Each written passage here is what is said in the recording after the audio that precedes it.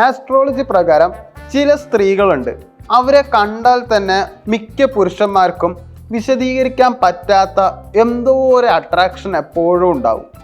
അത് സ്ത്രീകളുടെ സൗന്ദര്യം മാത്രമല്ല കാരണം, അത് അവരുടെ എനർജി, ബിഹേവിയർ, പേഴ്സണാലിറ്റി ഇതെല്ലാം കാരണമാവാറുണ്ട്.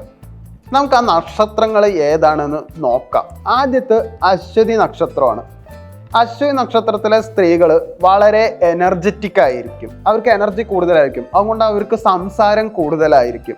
അവർ വളരെ കോൺഫിഡൻ്റ് ആയിട്ട് സംസാരിക്കുകയും ചെയ്യും.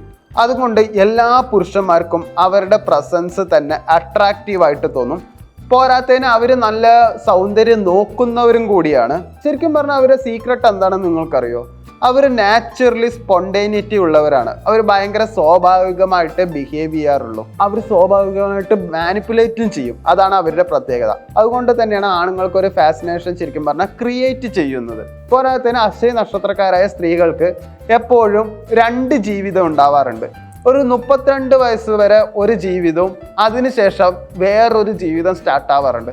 അതുകൊണ്ട് കുറേ അശ്വതി നക്ഷത്രക്കാരുള്ള സ്ത്രീകൾ മിക്കപ്പോഴും 32 വയസ്സിന് ശേഷം ഡൈവേഴ്സ് ആവുകയോ അല്ലെങ്കിൽ ഇപ്പോഴുള്ള കാമുകന്മാരെ മടുക്കുകയോ ചെയ്യാറുണ്ട്. അവരുടെ ക്യാരക്ടർ അങ്ങനെയാണ്. കാരണം അവർ പെട്ടെന്ന് ബോറിങ് ആവും. പക്ഷെ ജാതകപ്രകാരം അവർക്ക് എപ്പോഴും 2 ജീവിതം ഉണ്ടാവാറുണ്ട്. അടുത്ത കാർത്തിക നക്ഷത്രമാണ്. കാർത്തിക നക്ഷത്രത്തിലെ സ്ത്രീകൾക്ക് വളരെ സ്ട്രോങ് പേഴ്സണാലിറ്റി ആയിരിക്കും. അവർക്ക് എപ്പോഴും ഉറച്ച തീരുമാനം ഉണ്ടാവും. അതുകൊണ്ട് ഒരു ബോസ് ലേഡി എന്ന രീതിയിൽ അവളെ എപ്പോഴും പോർട്രേ ചെയ്യാൻ പറ്റും. ഇത് ഒരു അതോറിറ്റി ഫീൽ ഉണ്ടാക്കും.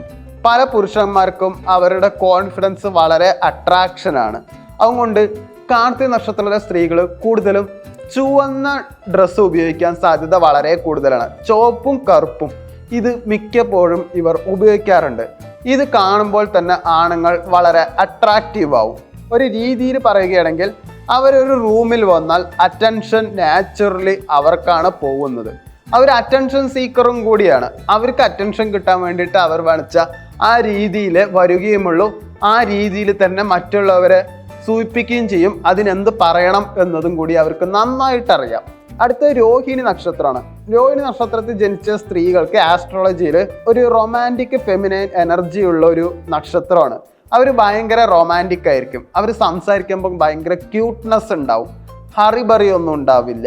രോഹിണി നക്ഷത്രത്തിലെ സ്ത്രീകൾക്ക് കുറച്ച് സോഫ്റ്റ് ആയിട്ടുള്ള ഒരു നേച്ചറാണ്. പോരാത്തതിന് ഇമോഷണലി അവർ നല്ല ചാമായിരിക്കും, കുറച്ച് സെൻസിറ്റീവ് ആയിരിക്കും. അതുകൊണ്ട് പല പുരുഷന്മാർക്ക് ഇവരോട് നാച്ചുറലായിട്ട് അറ്റാച്ച്മെൻറ്റ് ഡെവലപ്പ് ചെയ്യാൻ സാധ്യത വളരെ കൂടുതലാണ്. അടുത്ത പുണർദ നക്ഷത്രത്തിലെ സ്ത്രീകളാണ്. പുണർദ നക്ഷത്രത്തിലെ സ്ത്രീകൾക്ക് വളരെ പോസിറ്റീവ് എനർജി എപ്പോഴും ഉണ്ടാവാറുണ്ട്. അവർ സംസാരിക്കുമ്പോൾ ആളുകൾക്ക് കംഫർട്ട് ഫീൽ ചെയ്യും. കാരണം അവർക്ക് ഒരു ആണിനെ ഹീൽ ചെയ്യാൻ നന്നായിട്ടറിയാം. ഒരു ആണിന് എന്താ വേണ്ടത്, എന്ത് പറഞ്ഞാലാണ് അവൻ ആശ്വാസമാവുക, എന്ത് ചെയ്താലാണ് അവളുടെ വരുതിയിലേക്ക് കൊണ്ടുവരാൻ പറ്റുക എന്നൊക്കെ ഇവർക്ക് നല്ല ധാരണയുണ്ട്. അത്യാവശ്യം നന്നായിട്ട് തന്നെ മാനിപ്പുലേറ്റ് ചെയ്യാൻ ഇവർക്ക് നന്നായിട്ട് അറിയുകയും ചെയ്യും. അതുകൊണ്ട് പുരുഷന്മാർക്ക് ഇവരോട് ട്രസ്റ്റ് ഫീലിംഗ് വേഗത്തിൽ ഡെവലപ്പും ചെയ്യും. ഇവർ ആ ട്രസ്റ്റ് ഉടയ്ക്കാനും സാധ്യത വളരെ കൂടുതലാണ്. അടുത്ത ചോതി നക്ഷത്രം. ചോതി നക്ഷത്രത്തിലെ സ്ത്രീകൾക്ക് മിസ്റ്റീരിയസ് പേഴ്സണാലിറ്റി ഉണ്ടാവും.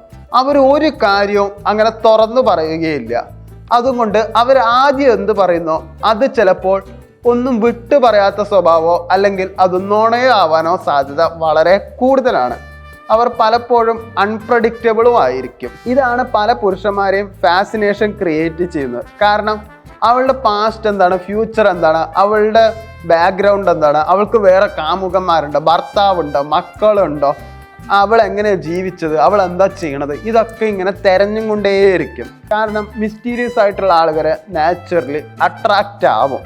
അടുത്ത തൃക്കേട്ട നക്ഷത്രമാണ്. തൃക്കേട്ട നക്ഷത്രത്തിലെ സ്ത്രീകൾക്ക് കമ്മ്യൂണിക്കേഷൻ സ്കില്ല് വളരെ സ്ട്രോങ് ആണ്.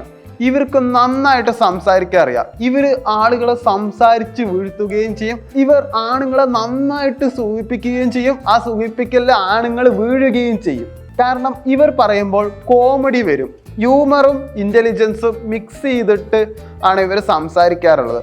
പുരുഷന്മാർക്ക് ഇവരോട് സംസാരിക്കുന്നത് തന്നെ ഇൻട്രസ്റ്റിംഗ് ആയിട്ട് തോന്നാറുണ്ട്. അടുത്ത ആയില്യ നക്ഷത്രം. ആയില്യ നക്ഷത്രത്തിലെ സ്ത്രീകൾക്ക് ഇൻറ്റൻസ് ഇമോഷണൽ പേഴ്സണാലിറ്റി ഭയങ്കരമായിട്ടുണ്ടാവും. ഇവർ രാത്രി കാലങ്ങളിൽ നല്ല ആക്റ്റീവ് ആയിരിക്കും. കൂടുതൽ അവരുടെ ബിഹേവിയറിൽ ഒരു മാഗ്നറ്റിക് എനർജി ഉണ്ടാവും. അതായത് കാന്തം പോലെയായിരിക്കും ഇവരുടെ സ്വഭാവം. ഇവരും നല്ല രീതിയിൽ തന്നെ സൂചിപ്പിക്കുകയും ചെയ്യും. ഇവർ പകൽ കൂടുതലും സംസാരിക്കാൻ വരാറേ ഉണ്ടാവില്ല. രാത്രിയിലാണ് ഇവർ കുറച്ച് ആക്റ്റീവാണ്. കാരണം ഇവർക്ക് രാത്രി വളരെ ഇഷ്ടപ്പെടുന്ന ആൾക്കാരായിരിക്കും. ആയില്യ നക്ഷത്രത്തിലെ സ്ത്രീകൾക്ക് നൈസായിട്ടുള്ള ഒരു പുരുഷനെ അങ്ങനെ ഇഷ്ടപ്പെടില്ല. അതായത് അവരവരെങ്ങനെയാണ് ആ രീതിയിൽ സംസാരിക്കുന്ന പുരുഷനെയാണ് ഇഷ്ടപ്പെടുന്നത്. അതുകൊണ്ട് പല പുരുഷന്മാർക്കും ഇവരെ പെട്ടെന്ന് മറക്കാൻ കഴിയാറില്ല. ഈ നക്ഷത്രങ്ങളൊക്കെയാണ് ആസ്ട്രോളജി പ്രകാരം പുരുഷന്മാരെ നാച്ചുറലി അട്രാക്ട് ചെയ്യാൻ കഴിവുള്ള സ്ത്രീ നക്ഷത്രങ്ങൾ. പക്ഷെ ഓർക്കണം, ഒരു മനുഷ്യനെ വശീകരിക്കുന്ന നക്ഷത്രം മാത്രമല്ല, പേഴ്സണാലിറ്റി, ബിഹേവിയർ, എനർജി ഇവയാണ് റിയൽ അട്രാക്ഷൻ ക്രിയേറ്റ് ചെയ്യുന്നത്.